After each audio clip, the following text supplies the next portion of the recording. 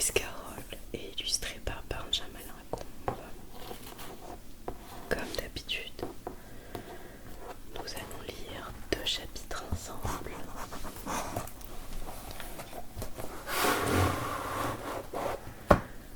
Nous sommes actuellement au chapitre 9e, Histoire de la tortue fantaisie.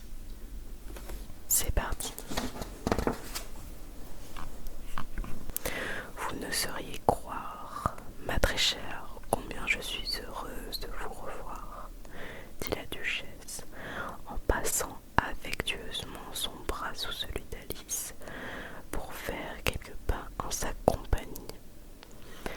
Alice fut très contente de la retrouver en de si plaisantes dispositions et pensa que c'était peut-être le poivre qui l'avait rendue si méchante lors de leur rencontre à la cuisine. Quand moi je serai duchesse, se dit-elle, sans trop se faire d'illusions, il est vrai, je n'aurai pas dans ma cuisine le moindre grain de poivre. La soupe s'en passera fort bien. C'est sans doute le poivre qui met aux gens la tête près du bonnet, poursuivit-elle. Très satisfaite d'avoir découvert une nouvelle théorie hygiénique.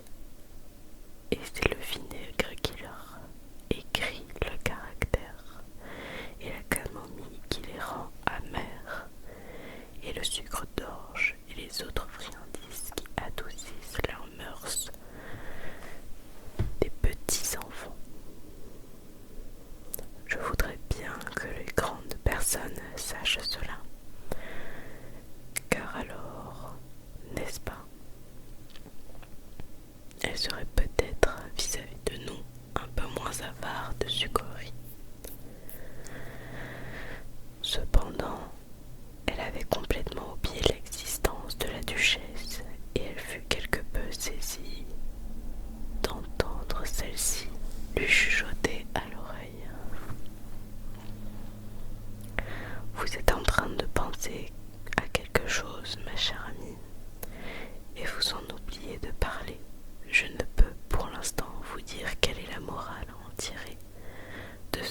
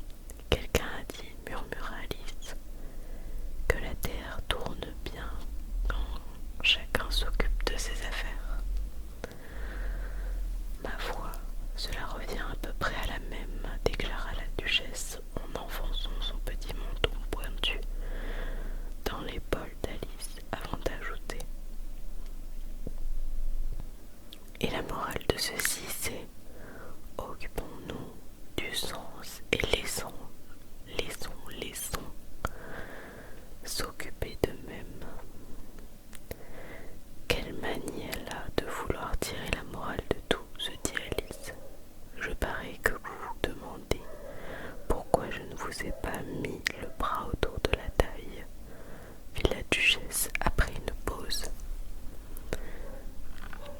La raison est que je me méfie du caractère de votre flamand. Puis-je essayer? Il est capable de vous piquer d'un coup de bec, répondit prudemment Alice, qui se soucie assez peu de lui voir faire cet essai. Très juste, admit la duchesse, les flamands et la moutarde piquent, et la morale de ceci c'est les oiseaux de même plumage volent de conserve. Malheureusement la moutarde n'est pas un oiseau, fit remarquer Alice.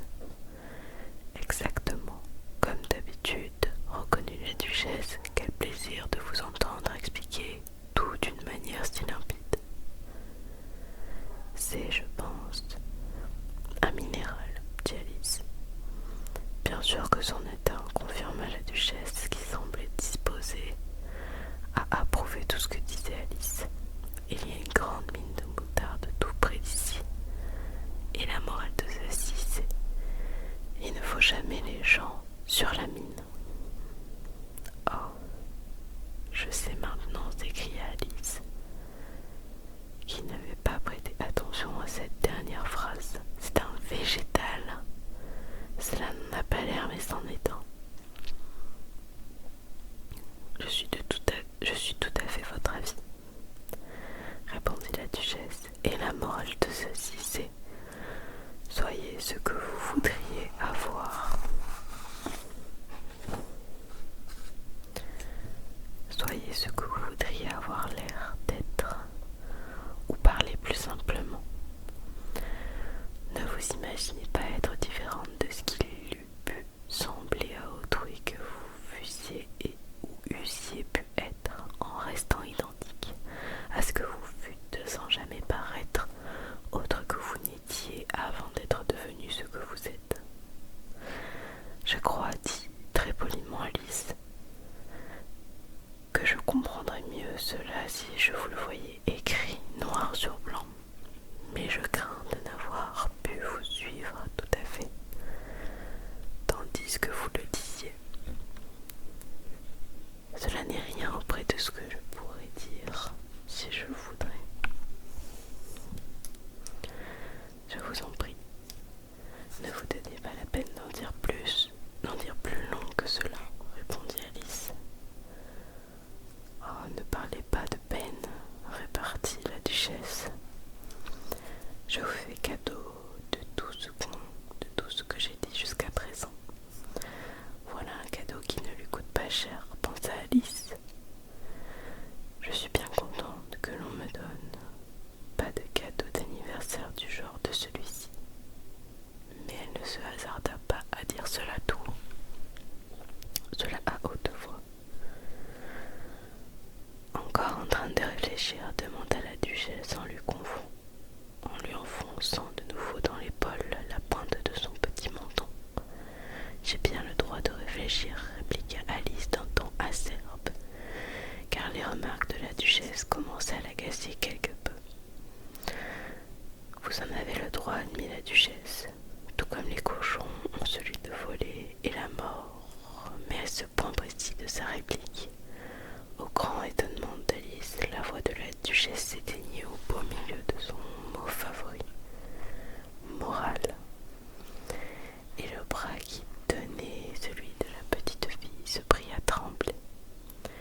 Alice leva les yeux et vit que la reine était debout devant elle, les bras croisés, les sourcils froncés, l'œil lançant des éclairs. « Belle journée, votre majesté !»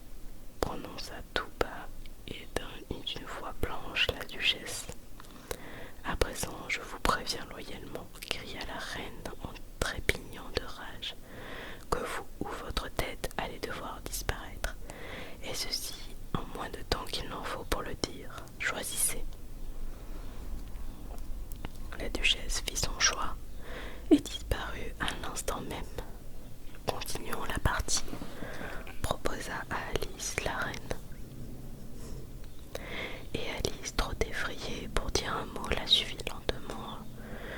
jusque sur son terrain de croquet. Les autres invités avaient profité de l'absence de la reine pour se reposer à l'ombre, mais dès qu'ils l'aperçurent, ils se hâtèrent d'aller reprendre la partie. La reine leur fit simplement observer que le moindre instant de retard leur coûterait la vie. Pendant tout ce temps que le jeu dura, la reine ne cessa de chercher querelle aux autres joueurs et de crier qu'on lui tranche la tête à celui-là ou que l'on tranche la tête à celle-là. Les condamnés étaient aussitôt mis en état d'arrestation par les soldats qui, bien entendu, pour s'acquitter de cette tâche, devaient cesser d'être des arceaux et de sortir, de sorte qu'au bout d'une demi-heure environ, il ne restait plus un seul arceau sur le terrain et que tous les joueurs, à l'exception du roi, de la reine et d'Alice, étaient sous bonne garde, attendant leur exécution. Alors la reine, hors d'haleine, abandonna la partie et demanda à Alice: « Avez-vous déjà vu la tortue fantaisie ?» « Non, répondit Alice. Je ne sais même pas ce que c'est qu'une tortue fantaisie. C'est ce avec quoi l'on fait la soupe à la tortue fantaisie, précisa la reine. Je n'en ai jamais vu ni entendu parler, avoua Alice. Venez alors, dit la reine, elle va vous raconter son histoire. Tandis qu'elles s'éloignaient ensemble, Alice entendit le roi annoncer à voix basse à l'ensemble des condamnés: « Vous êtes tous graciés. Allons, voilà au moins une bonne parole. » Se dit Alice que les nombreuses exécutions ordonnées par la reine avaient fort affecté. Bientôt, elles rencontrèrent un griffon qui, allongé au soleil, était blanc et plongé dans un profond sommeil. Si vous ne savez pas ce qu'est qu'un griffon, regardez l'image.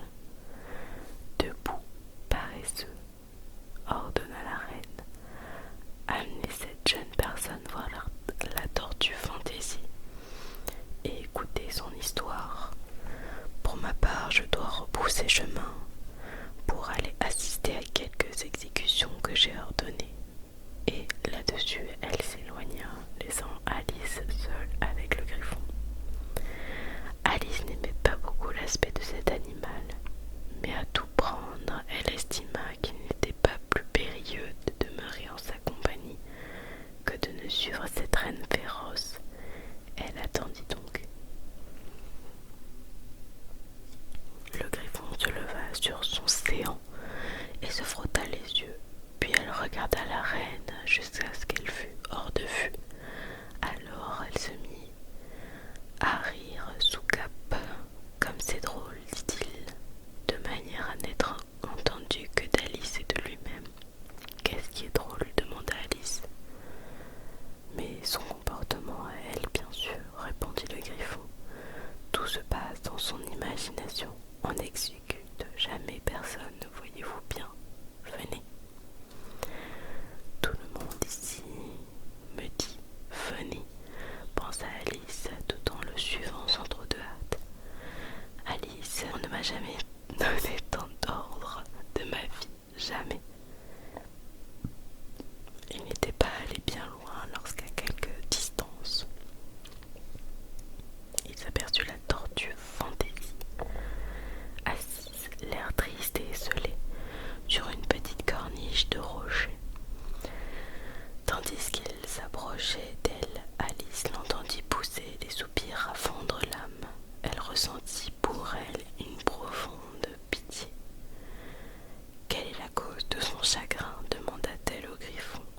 Et le griffon de répondre à peu près ce qu'il avait répondu précédemment pour la reine. Tout se passe dans son imagination. En réalité, elle n'a aucun motif de chagrin, voyez-vous. Voyez-vous bien, venez. Ils s'approchèrent donc de la tortue fantaisie qui les regarda venir de ses grands yeux embués de larmes, mais d'abord se tint coite. « Cette jeune personne que vous voyez ici, dit le griffon, elle voudrait bien que vous lui racontiez votre histoire. l'histoire pour sûr.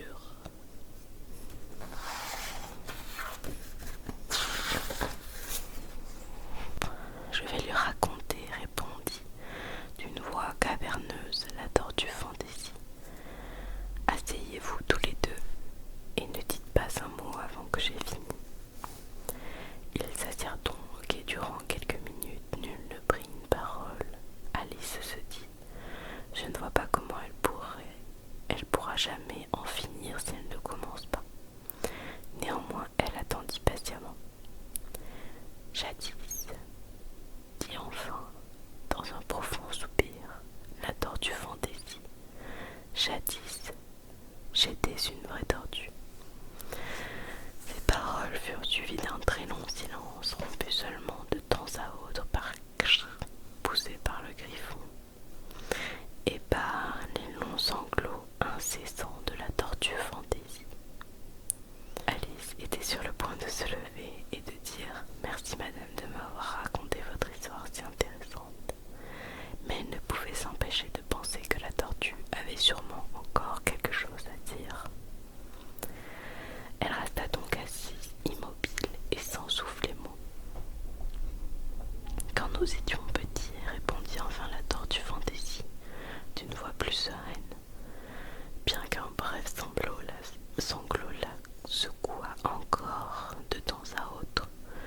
Nous allions en classe dans la mer. La maîtresse était une vieille tortue que nous appelions Tortoise. Pourquoi l'appelez-vous la Tortoise, puisque c'était une tortue? S'enquit Alice. Nous l'appelions la Tortoise parce que tous les mois elle nous faisait passer sous la toise, répondit la tortue Fantaisie. Vraiment, je vous trouve l'esprit bien obtus. Vous devriez avoir honte de poser une question aussi naïve, ajouta le griffon, après quoi tous les deux restèrent silencieux.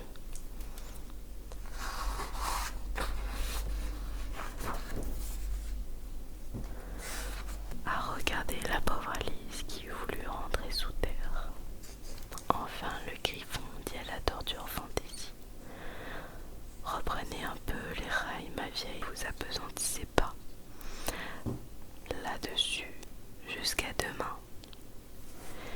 Et elle poursuivit en ces termes: oui, nous allions en chasse Oui, nous allions en classe de mer, mais vous n'êtes pas obligé de me croire. Je n'ai jamais dit que je ne vous croyais pas, protesta Alice. Si fait, vous l'avez dit, répliqua la tortue Fantaisie.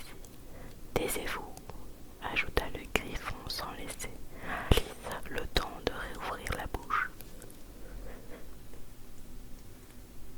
La tortue Fantaisie reprit.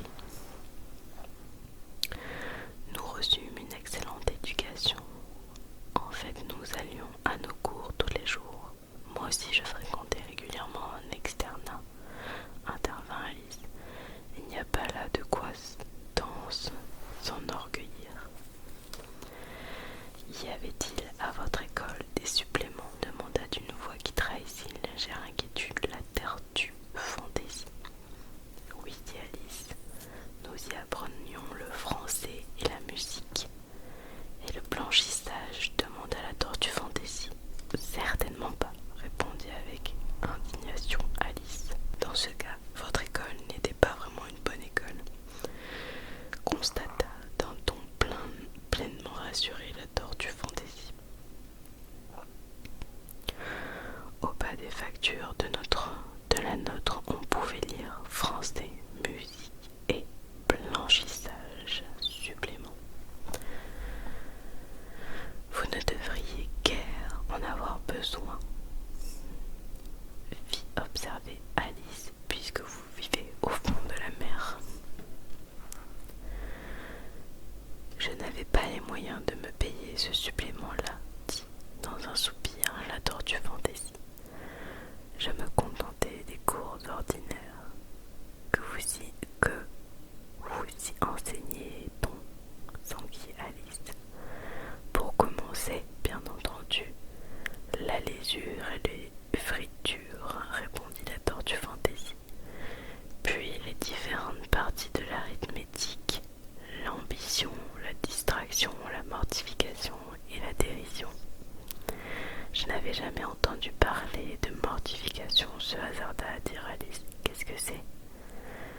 griffon leva les deux pattes pour manifester sa surprise. Quoi? Jamais entendu parler de mortifier, s'exclama-t-il. Vous savez ce que c'est que vivifier, je suppose? Oui, on dit. Oui, dit d'un air dubitatif Alice. Cela veut dire rendre n'importe quoi plus vivant. En ce cas, poursuivit le griffon, si vous ne savez pas ce que c'est que mortifier, c'est que vous êtes une fieffée pétasse. Ne se sentant pas encouragée à poser d'autres questions à ce sujet, Alice se tourna vers la tortue Fantaisie et lui dit « Qu'aviez-vous à apprendre encore ?» Eh bien, il y avait les listes noires, répondit la tortue Fantaisie, en comptant les sujets sur ses battoirs, liste noire ancienne, liste noire moderne, ainsi que la sous-lographie.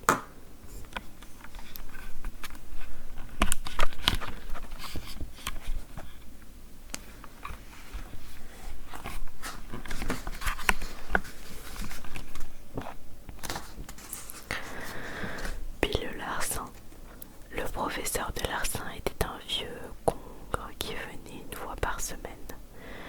Lui, il nous enseignait la technique du larcin, ainsi qu'à escoper d'après nature et à feindre à la presque. Qu'est-ce que c'est feindre à la presque? Demanda Alice. Ma foi, je ne saurais vous en faire moi-même la démonstration, répondit Tortue Fantaisie, car je ne simule pas assez bien pour cela. Quant au griffon, il ignore tout de cet art.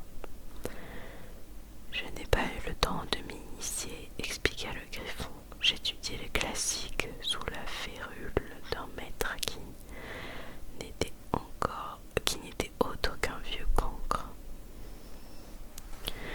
Je n'ai jamais suivi ces cours, dit la tortue Fantaisie, dans un soupir.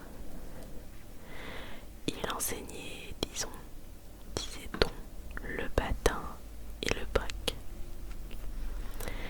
C'est bien vrai, confirma le griffon, en poussant à son tour un soupir, et les deux créatures se cachèrent la tête entre les pattes. Et combien d'heures de cours aviez-vous par jour? Sentit Alice, qui avait hâte de changer de sujet de conversation.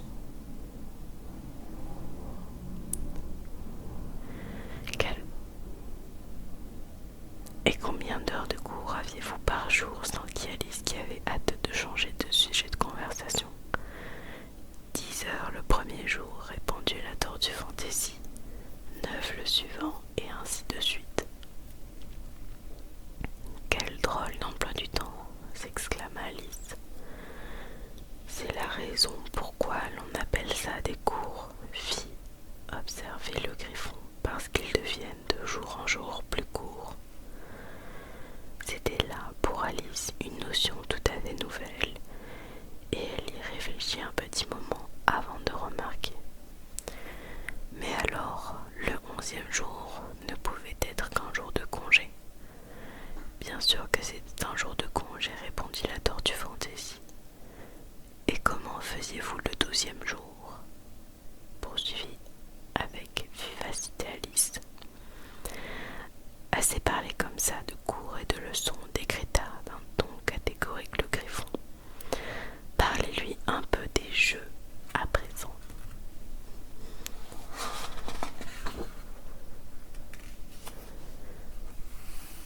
Chapitre 10e. Le quadrille des homards.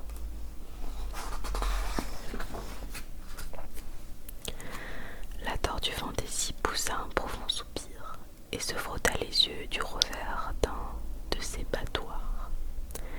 Elle regarda Alice et tenta de parler, mais durant 1 minute ou deux, les sanglots lui étouffèrent la voix.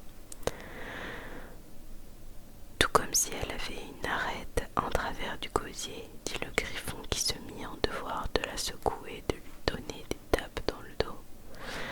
Enfin, la tortue Fantaisie recouvra l'usage de la parole et, les joues ruisselantes de larmes, s'adressa de nouveau à la petite fille.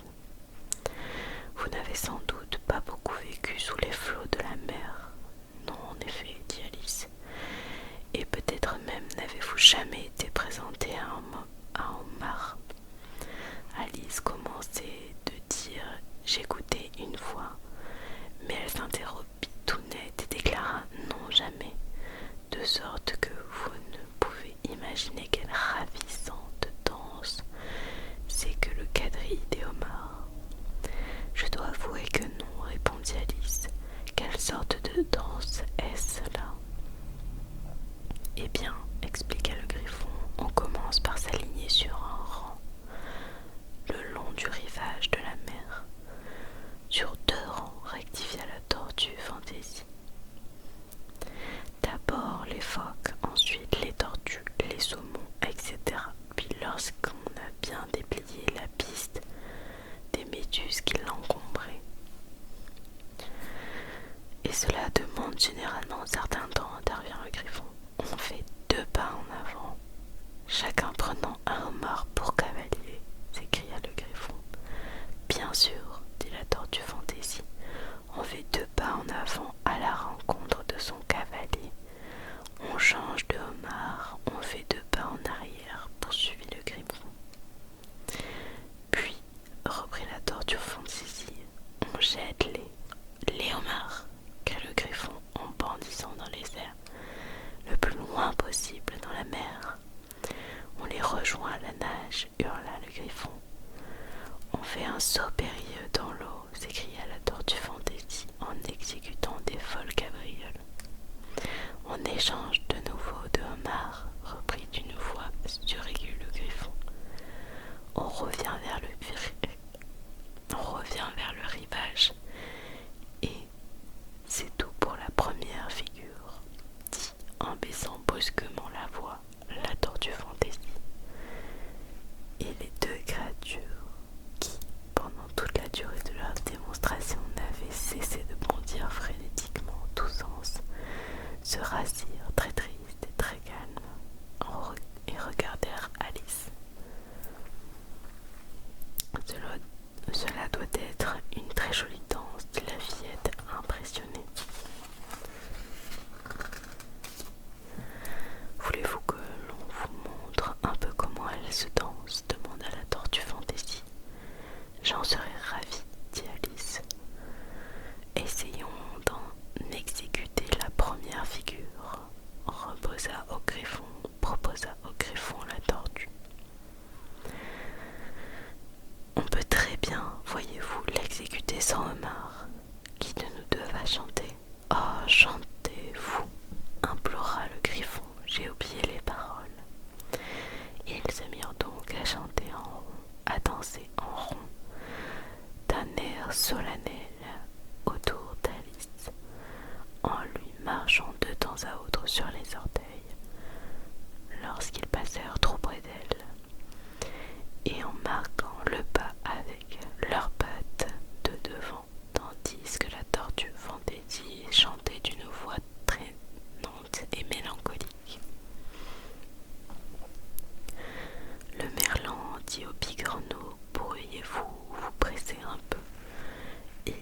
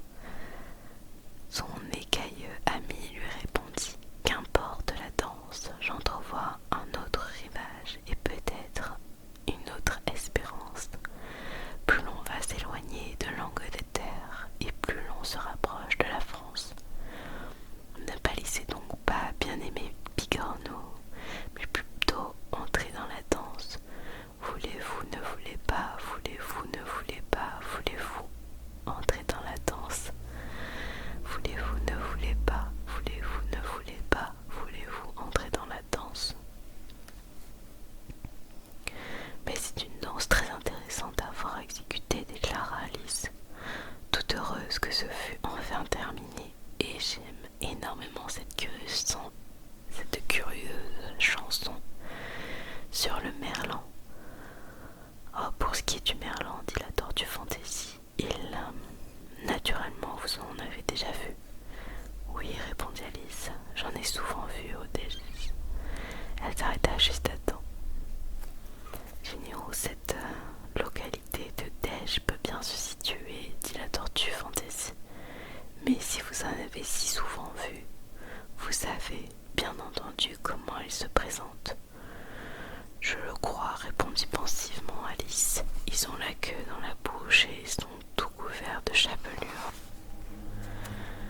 Vous avez fait une erreur en ce qui concerne ce dernier point, fit observer la tortue fantaisie.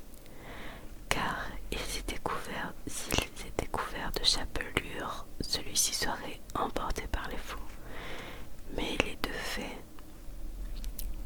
qu'ils ont la queue dans la bouche et la raison en est. Là-dessus, la tortue fantaisie bâilla et ferma les yeux. Expliquez-lui la raison et tout ce qui s'ensuit, demanda-t-elle au griffon. La raison en est, dit le griffon, que les merlans voulaient absolument aller danser avec les homards. On les jette donc à la mer. Leur chute dura assez longtemps, c'est pourquoi ils se mirent la queue dans la bouche et la serrèrent si fort qu'ils ne purent plus l'en retirer. Un point, c'est tout. Merci, dit Alice, c'est très intéressant. Je n'en avais jamais tant appris sur le merlan. Je peux vous en apprendre sur lui bien davantage si vous le désirez, affirma le griffon. Mais d'abord, savez-vous pourquoi on le nomme le merlan? Je ne me suis jamais posé la question, avoua Alice. Pourquoi donc, je vous en prie? Parce qu'il coupe les cheveux aux autres poissons, répartit avec beaucoup de solennité le griffon. Cette réponse décontenança complètement Alice. Il coupe les cheveux aux autres poissons, répéta-t-elle d'un ton de voix qui trahissait la plus vive surprise. Réfléchissez, dit le griffon. Ne vous n'en est jamais arrivé d'entendre quelque barbillon dire « Je vais chez le merlan me faire tailler le goémon ». Alice réfléchit avant de répondre. Je ne me souviens pas d'avoir entendu prononcer rien de semblable.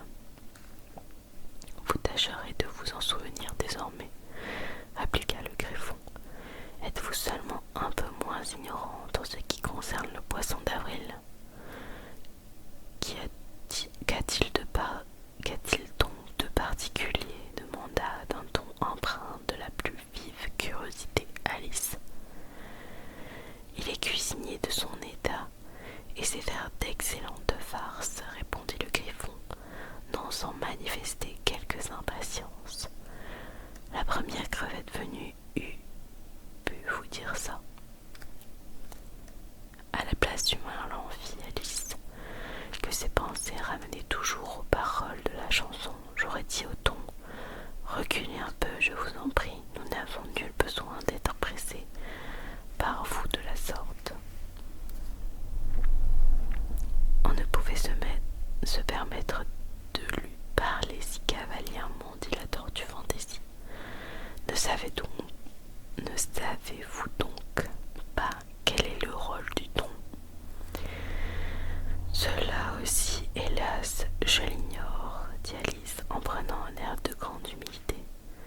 Eh bien, voyez-vous, lorsqu'il est bon, c'est lui qui décrète ce qui se doit faire en société, répondit d'un air solennel le griffon. Par exemple, le bon ton exige qu'une raie partage la chevelure des petites filles en deux parties égales. Il ne leur permet pas, par contre, de fréquenter les bars et de dire au dauphin s'il boit trop, c'est assez.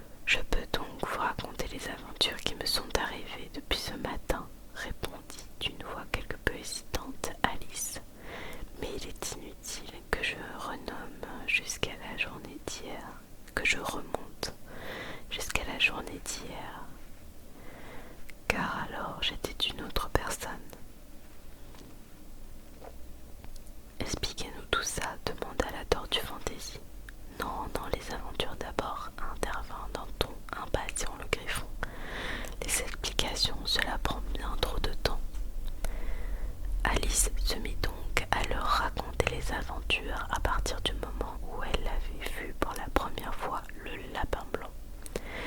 Elle était un peu troublée au début tant les deux créatures venues se placer de part et d'autre d'elle la serraient de près, bouche bée et ouvrant de grands yeux. Mais elle prit courage à mesure qu'elle progressait dans son récit. Ses auditeurs se tinrent parfaitement quoi, jusqu'au moment où elle nous vint à raconter comment elle avait voulu réciter au vers de soie « Vous êtes vieux, Père William » et comment il avait prononcé des mots tout différents de ceux du poème original. Alors la tortue fantaisie respira profondément et dit « Voilà qui est fort curieux. On ne saurait imaginer rien de plus curieux, renchérit le Griffon.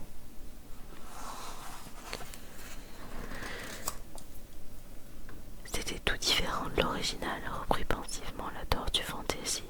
J'aimerais maintenant entendre cette petite fille nous réciter quelque chose.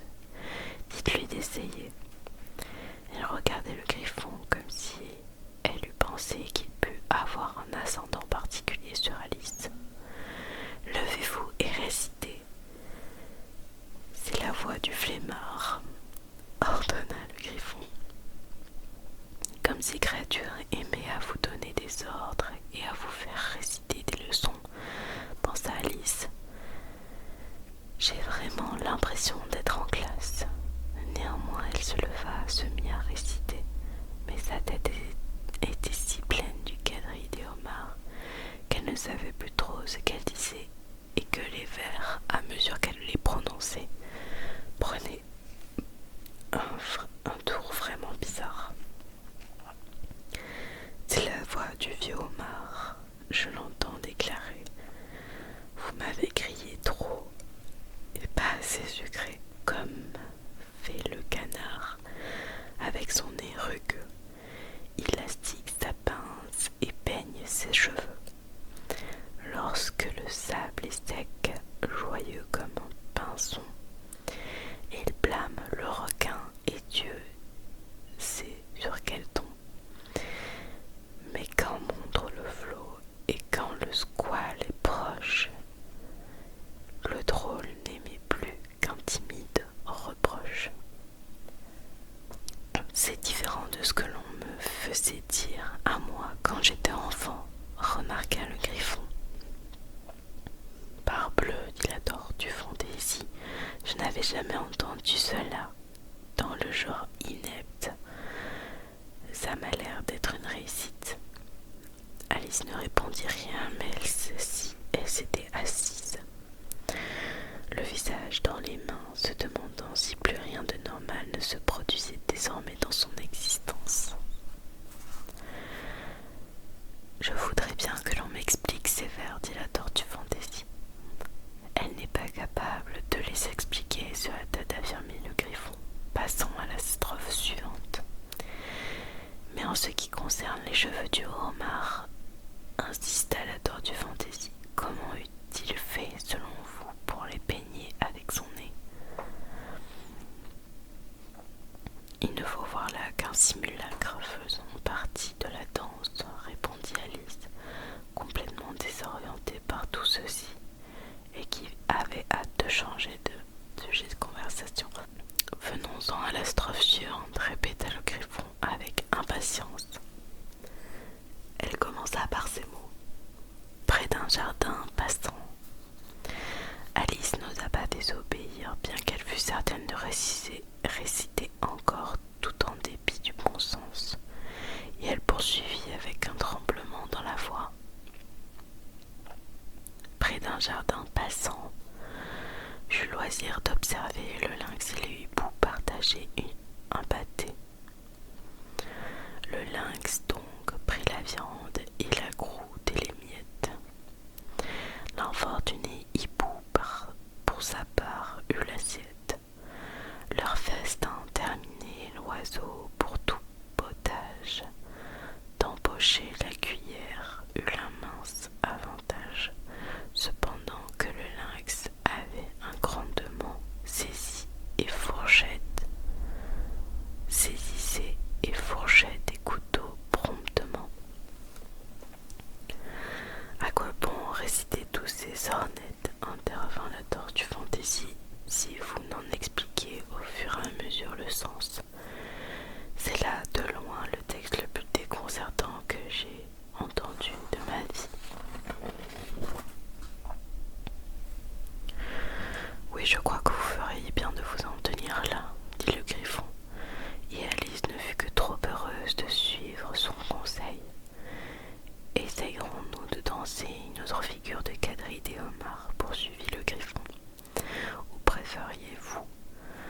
que la Tortue Fantaisie vous chante une chanson. Ah, une chanson, je vous en prie, si la Tortue Fantaisie veut bien nous la chanter, répondit Alice avec un empressement tel que le Griffon grommela, quelque peu vexé. Chacun son goût, chantez-lui, soupe à la tortue, vous voulez ma vieille. La Tortue Fantaisie poussa un profond soupir et d'une voix que les sanglots étouffaient parfois se mit à chanter. Belle soupe onctueuse et odorante et verte, qui repose brûlante en la soupière ouverte, que ne donnerait-on pour avoir l'avantage de te savourer cher, délicieux potage? Belle soupe, soupe, soupe, soupe du soir. B-L, B-L, soupe, B-L, B-L, soupe, soupe, soupe, soupe, soupe du soir. B-L, B-L, soupe. Belle soupe qui donc réclamerait poisson, viande ou œuf ou volaille ou même venaison, qui ne renoncerait à tout ça pour 2 sous d'une si admirable et délicate soupe, soupe du soir. B-E-E-L, soupe, B-E-E-L, soupe, soupe, soupe, soupe du soir. B-L, B-L, B-L, soupe. Chantez-vous encore une fois le refrain, s'écria le Griffon, et la Tortue Fantaisie commençait tout juste à l'entonner de nouveau, lorsqu'on entendit au loin une voix qui clamait: l'audience est ouverte. Venez, ordonna le Griffon, et prenant par la main Alice, il partit en toute hâte, sans attendre la fin de la chanson. De quelle audience s'agit-il? S'enquit haletante, sans cesser de courir Alice. Mais le Griffon se contenta de répéter « Venez » en courant de plus belle, tandis que, portés par la brise qui les suivait, leur parvenaient de plus en plus faiblement les mots mélancoliques « Soupe, soupe, soupe du soir, B-L, B-L, soupe ». Voilà, nous avons terminé notre petite session pour aujourd'hui. Je vais m'arrêter ici. Il ne nous reste que 1 ou 2 chapitres, 2 il me semble. Je vous fais donc des bisous. J'espère que cette vidéo vous aura plu. N'hésitez pas à mettre un petit emoji lapin si vous êtes arrivé à la fin de cette vidéo. Sinon, prenez soin de vous et prenez soin des autres.